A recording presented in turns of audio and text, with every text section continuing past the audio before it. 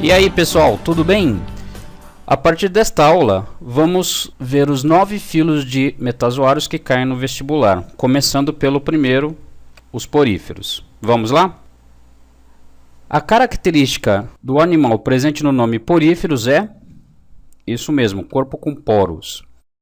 Que tipo de animal é porífero? Por exemplo, que animal é este?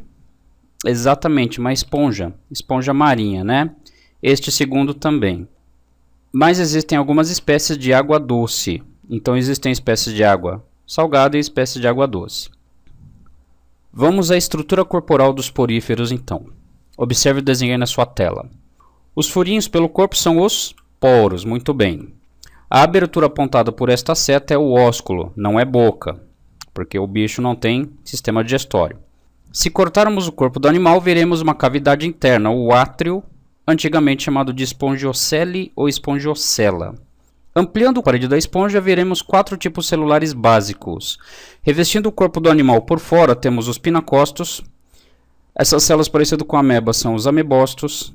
Células em forma de canudo, que formam os poros, na verdade, são os porócitos. E essas células flageladas que revestem o corpo do animal internamente são os coanócitos. Então temos 4 tipos celulares.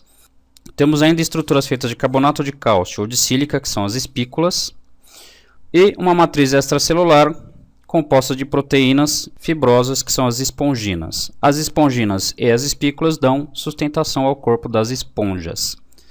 De todas essas estruturas, a principal para o vestibular são os coanócitos.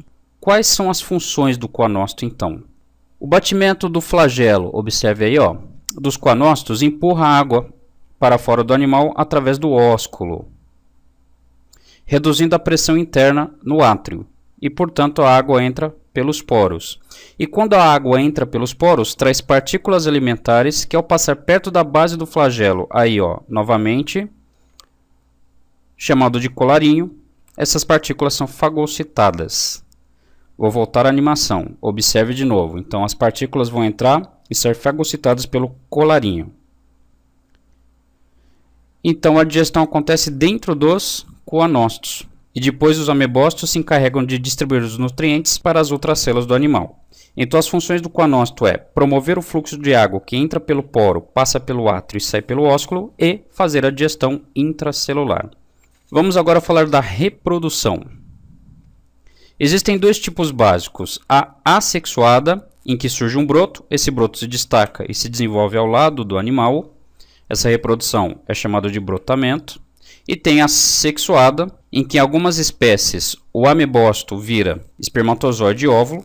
O amebócito que vira espermatozoide sai pelo ósculo do animal, entra pelo ósculo de outro e fecunda o óvulo internamente, dando origem a uma larvinha chamada de anfiblástula, que sai também pelo ósculo, se fixa ao substrato e vira uma esponja. E por último, a classificação. A classificação das esponjas tem por critério a complexidade da arquitetura corporal.